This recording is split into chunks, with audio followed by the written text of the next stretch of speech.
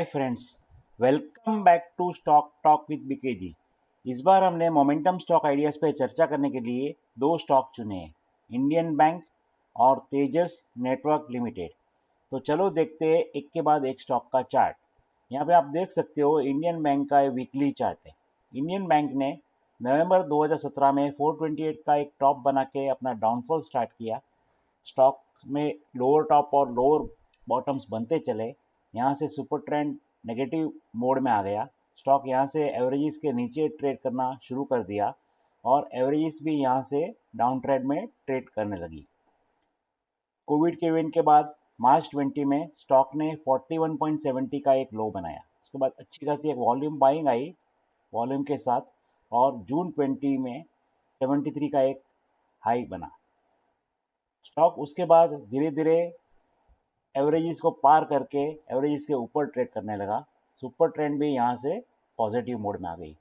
Stock ने higher bottoms बनाते हुए फरवरी 21 में 157 का एक हाई बनाया। उसके बाद वापस स्टॉक एवरेजेस का सपोर्ट लेते हुए ट्रेड करते हुए अक्टूबर 21 में 195 का एक नया रिसेंट हाई बनाया। उसके बाद आप देख सकते हो स्टॉक एक प्रॉफिट बुकिंग या कंसोलिडेशन जोन में चला गया, लेकिन कंटिन्यूस हायर बॉटम बनती चली और स्टॉक कंटिन्यूस एवरेज से बाउंस लेते हुए ट्रेड करता रहा। यहाँ पे आप देख सकते हो ये पूरा राइज में और ये जोन में पूरा एक वॉल्यूम का प्रेजेंस तो सजेस्ट करता है कि बाइंग इंटरेस्ट ये स्टॉक में बना रहा है। ये स्टॉक को एनालिसिस करने के लिए हमने Arun up and down, KST और ROC का सहारा लिया है।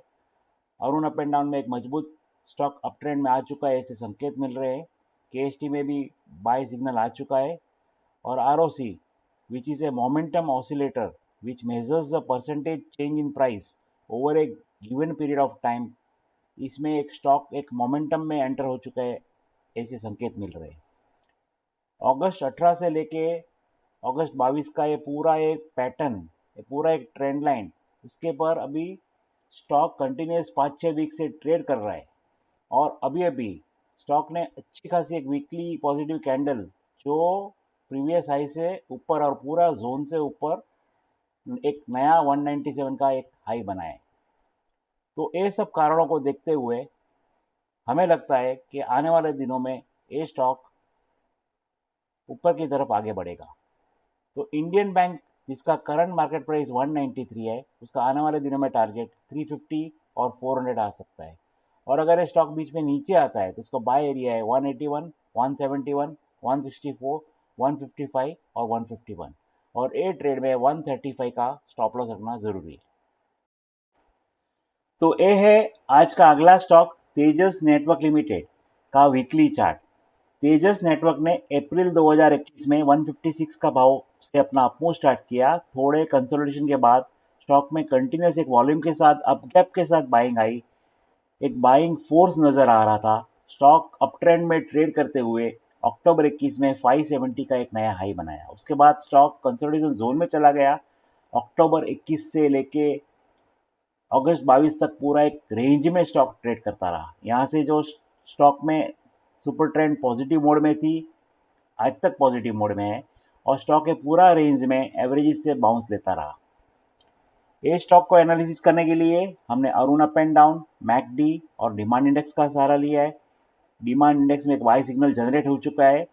सिमिलरली मैकडी में भी एक बाइंग का इंडिकेशन नजर आ रहा है और Arun up and down which determines whether a stock is trending or not and the strength of the trend, उसमें स्टॉक एक अच्छी खासी ट्रेंड में एंटर हो चुका है, ऐसे इंडिकेशन मिल रहे हैं।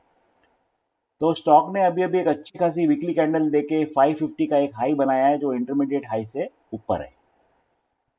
तो ये इंडिकेटर्स का इंडिकेशन देखते हुए और पूरा ये लंबा कंसोलिडेशन के बाद का ब्रेकआउट देखते हुए हमें लगता है कि आने वाले दिनों में स्टॉक ऊपर की तरफ आगे बढ़ेगा। तो तेजस नेटवर्क लिमिटेड जिसका करंट मार्केट प्राइस 545 है, उसका आने वाले दिनों में टारगेट 850 आ सकता है। अगर ये स्टॉक बीच में नीचे आता है तो उसका बाय एरिया है 515, 494, 477, 460 और 450 और ए ट्रेड में 415 का स्टॉप लॉस रखना जरूरी है।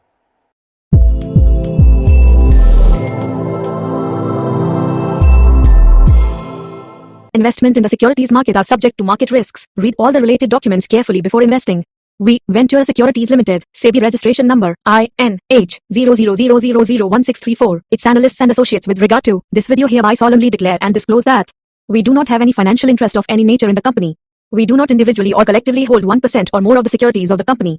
We do not have any other material conflict of interest in the company. We do not act as a market maker in securities of the company. We do not have any directorships or other material relationships with the company. We do not have any personal interests in the securities of the company. We do not have any past significant relationships with the company such as investment banking or other advisory assignments or intermediary relationships. We are not responsible for the risk associated with the investment or disinvestment decision made